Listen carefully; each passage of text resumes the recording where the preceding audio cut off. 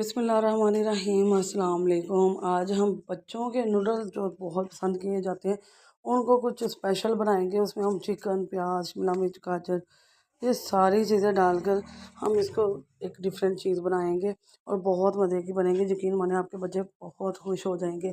बच्चे क्या बड़े सभी खुश हो जाएंगे। नूडल्स बहुत पसंद किए जाते हैं। आप कोई भी ब्रांड का नूडल ले सकते हैं। यहाँ टमाटर का पेस्ट डाला है, इसमें हम इसका ही मसाला डालेंगे। ये डार्क सोया सॉस और चिली सॉस है। और इसका मसाला हम और मसाला कोई भी नहीं डालेंगे, सिर्फ नूडल्स का मसाला डालेंगे।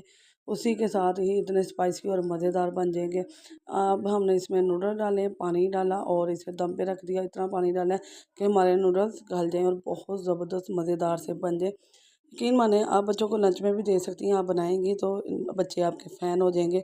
ज़रूर बनाइए, उनको एंजॉय कराइए। नई वीडियो के साथ फिर हाज़िर होंगे एक नए अंदाज के साथ। अब